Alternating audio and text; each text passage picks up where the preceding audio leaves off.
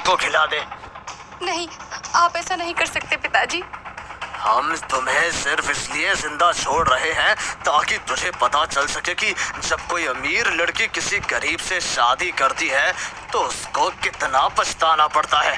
कभी तुझे पछताना पड़े तो लौट आना अपने घर। यह कहकर जमींदार अपने लठैतों के साथ वहां से वापस लौट जाता है और प्रेम सुमन से शादी करके उसे अपने घर ले आता है। एक दिन सुमन बाजार में जाती है तो उसकी बुआ छन्नू और उसकी बेटी ललिता मिल जाती है। क्यों री सुमन, तू खुश तो है ना अपनी मर्जी से शादी करके? बहुत खुश हूँ बुआ जी। बुआ जी, क्या आप भी मुझसे नाराज हैं? ना ना, हम बिल्कुल नाराज वराज नहीं है तुमसे बिटिया। हमरा मन तो यही करत रहा कि एक दिन तोरे घर आई के तोरे पति से मिल नहीं। तो जब मन करे आ जाया करो ना बुआ जी। ये सुनकर ललिता कहती है, दीदी मैं भी आपके ससुराल आ जाऊं? जीजा जी को देखने का बहुत मन है। हाँ हाँ, तू भी जरूर आना बुआ जी, ललिता को भी साथ ले आना। ठीक है, ले आऊंगी, पर तू एक बात तो बता। यह कहते कहते छन्नू बुआ खामोश हो जाती है और फिर सुमन कहती है, बुआ जी रुक क्यों गई? जो बात कहनी है खुलकर कहिए ना। अब वो हमसे गर्मी बिल्कुल सहन नहीं हुआ था। कूलर एसी में रहने का आदत हुई गवा है ना, इसीलिए पूछत रही कि तोरे घर में कूलर एसी है या फिर हाथ से ही पंखा चलत हो, क्योंकि गर्मी बहुत है ना। बुआ जी जब आप आएंगी ना सब हो जाएगा। आप आइए तो सही, आपको गर्मी सहन नहीं करनी पड़ेगी। इसी तरह कुछ दिन बीत जाते हैं और एक दिन सुमन के पास उसकी छन्नू बुआ का फोन आता है। हेलो सुमन बिटिया। हेलो छन्नू बुआ जी, नमस्ते। कैसी हो बिटिया? हमरा जमाई राजा भी खुश तो है ना? सब खुशी से हैं बुआ जी, आप अपनी सुनाइए। हम अगला महीना का 1 तारीख को तुमसे मिलने को आ रहे हैं। उस समय गर्मी अपने पूरे जोर पर थी और प्रेम के घर में एक पुराने पंखे के सिवा गर्मी से राहत पाने का कोई और साधन ही नहीं था। इसीलिए सुमन चिंता में पड़ जाती है। अब क्या होगा जी? बुआ जी को तो एसी की ठंडक में रहने की आदत है, हमारे पुराने पंखे की गर्म हवा में कैसे रह पाएंगी बुआ जी? कुछ ना कुछ तो करना ही होगा। यही सोचकर सुमन प्रेम से कहती है, सुनो जी, मेरी बुआ जी आ रही हैं। इतनी गर्मी में बुआ जी को हम कहाँ बैठाएंगे? कहीं से कूलर का इंतजाम नहीं हो सकता क्या? यह सुनकर प्रेम कहता है, तुम चिंता मत करो, बुआ जी के आने से पहले ही मैं घर में कूलर ले आऊंगा। प्रेम सुमन को कूलर लाने का आश्वासन दे देता है, मगर कूलर खरीदने के लिए पैसे का इंतजाम नहीं कर पाता। वो कई लोगों से पैसे उधार मांगता है, लेकिन जिससे भी वो पैसे मांगता वही हाथ हिला देता था। ये गरीबी भी अजीब चीज होती है। गरीब को तो कोई कर्ज तक नहीं देता, पैसा तो किसी से मिला नहीं, अब कूलर कहाँ से आएगा? प्रेम यह सोच ही रहा होता है कि तभी उसका दोस्त रमन वहाँ पर आ जाता है। रमन उसका उतरा हुआ चेहरा देखकर कहता है, अगर चेहरा उतरा हुआ है तो जरूर कोई सीरियस मैटर होगा। अबे बता दो सही, तेरी उदासी का राज क्या है? रमन के यह पूछने पर प्रेम उसे अपनी समस्या बताता है और फिर निराश होकर कहता है, अब मैं सुमन को क्या मुंह दिखाऊंगा? बेचारी ने जिस दिन से मुझसे शादी की है दुख और तंगी के सिवा कुछ नहीं देखा है। अबे तू इंजीनियर आदमी होकर ऐसी बात करता अच्छा नहीं लगता। पागल है क्या? तू लकड़ी का कूलर क्यों नहीं बना लेता? कोशिश तो करके देख, तू जरूर बना लेगा। लकड़ी का कूलर बनाने की बात सुनकर प्रेम रमन से कहता है, लकड़ी का कूलर बनाने के लिए भी तो कई चीजों की जरूरत पड़ेगी। उन चीजों को खरीदने के लिए पैसा कहाँ से आएगा? तो उसकी चिंता मत कर, बस काम पर लग जा, वो सब मैं देख लूंगा। यह सुनकर प्रेम खुशी से फूला नहीं समाता। अगर यही बात है तो मैं आज से ही काम पर लग जाता हूँ और अब सुमन को लकड़ी का कूलर बनाने के बाद ही अपनी शक्ल दिखाऊंगा। प्रेम में हुनर तो कूट कूट कर भरा ही हुआ था, साथ ही वो बहुत मेहनती भी था, इसीलिए दिन रात काम में जुट जाता है।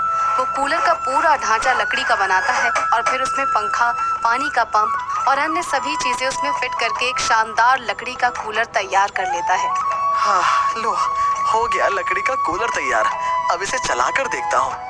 प्रेम लकड़ी के कूलर को चलाकर देखता है और फिर हैरान रह जाता है, क्योंकि उसका कूलर तो एसी वाली ठंडी हवा फेंक रहा था। अरे ये तो सचमुच ही कमाल हो गया। मेरे लकड़ी के कूलर के सामने तो अमीर लोगों के एसी भी फेल है, फेल।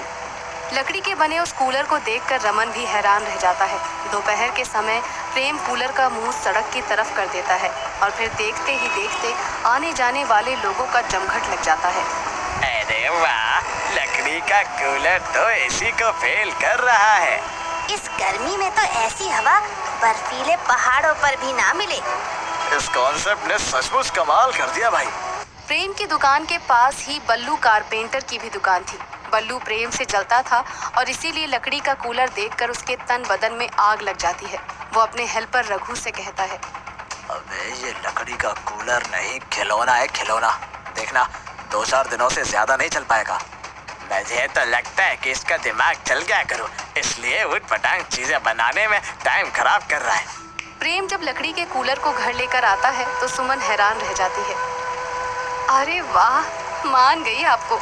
ऐसा अनूठा लाजवाब कूलर तो बाजार में भी ना मिले। अब तो तुम्हारी बुआ जी को हमारे घर गर्मी के कारण कोई परेशानी नहीं होगी ना? बिल्कुल भी परेशानी नहीं होगी। इस कूलर को देख के तो बुआ जी गदगद हो जाएंगी, गदगद। कुछ दिन बाद सुमन की बुआ और उसकी बेटी ललिता उसके घर आती हैं, तो लकड़ी के कूलर को देखकर वो भी दांतों तले उंगली दबा लेती हैं। अरे वाह सुमन बिटिया, हमरा जमाई राजा तो बहुत हुनरबाज निकला। लकड़ी का ऐसा कूलर बनाए कर तो बाजार वाला एसी कूलर हवा ही निकाल दिया है। ये तो जीजा जी ने कमाल ही कर दिया दीदी। मैं तो कहूँ कि ऐसे कूलर बनाकर बेचने की दुकान खोल लो। गरीबी थारे आगे नाक रगड़ने लगेगी, नाक। बुआ जी और ललिता कुछ दिन बाद अपने घर लौट जाती है और फिर एक दिन कोई प्रेम के घर का दरवाजा खटखटाता है। कहिए साहब, किससे मिलना है? मेरा नाम गगन सेठ है। मेरी शहर में कूलर, पंखों और एसी की बहुत बड़ी दुकान है। मैं प्रेम कारपेंटर से मिलना चाहता हूँ। कहिए, मैं ही प्रेम कारपेंटर हूँ। यह सुनकर गगन कहता है, सुना है कि आप लकड़ी के कूलर बनाते हैं। मैं आपसे कुछ कूलर बनवाना चाहता हूँ भाई। आप कितने कूलर बनवाना चाहते हैं? मुझे फिलहाल 100 कूलर बनवाने हैं। उसके लिए मैं आपको पूरे 5 लाख रुपए एडवांस में दूंगा, और मुझे सब कूलर 1 महीने में तैयार चाहिए। जरूर मिल जाएंगे सेठ। यह सुनकर प्रेम और सुमन की खुशी का ठिकाना नहीं रहता। प्रेम गगन सेठ से 5 लाख रुपए ले लेता है और अगले ही दिन से कुछ कारीगर लगाकर कूलर बनाने में जुट जाता है। देखो भाई, तुम सब दिन रात काम करो, मुझे 1 महीने में 100 कूलर हर हाल में तैयार करके देने हैं। उधर बल्लू कारपेंटर और उसके हेल्पर रघु को जब इस बात का पता चलता है तो उनके तन बदन में आग लग जाती है। बच्चों की किस्मत चमक गई रघु। जिसे हमने खिलौना समझा था वो तो इस कमीने का एटीएम बन गया। ये साला तो अब अमीर हो जाएगा। गुरु, अमीर तो तब हो जाएगा ना जब हम इसे होने देंगे। लकड़ी ही तो है, लकड़ी में आग भी तो लग सकती है गुरु। यह कहकर रघु हंसने लगता है और बल्लू उसकी बात का मतलब समझ जाता है। तेरी बात में दम है बच्चों। इस तरह तो हम इसकी दुकान को राख में और इसको खाक में मिला सकते हैं। इस तरह कुछ दिन बीत जाते हैं और फिर एक रात जब प्रेम के सब कारीगर अपने घर गए हुए होते हैं, तब बल्लू और रघु मौका देखकर प्रेम की दुकान में आग लगा देते हैं। अब देखना बच्चों कैसे रोएगा। इसका अमीर बनने का सपना धरा का धरा रह जाएगा। बेचारा माथा पीट कर रोएगा गुरु, और फिर भी राख ही हाथ आएगी। दिन रात मेहनत करके बनाए गए सब कूलर जलकर राख हो जाने के बाद प्रेम और सुमन दोनों फूट फूट कर रोने लगते हैं। हम तो बर्बाद हो गए सुमन, सब जलकर राख हो गया। मैं तो सोचती थी कि अब हम भी अमीर हो जाएंगे। हमारी अमीरी को तो दुश्मनों की नजर लग गई।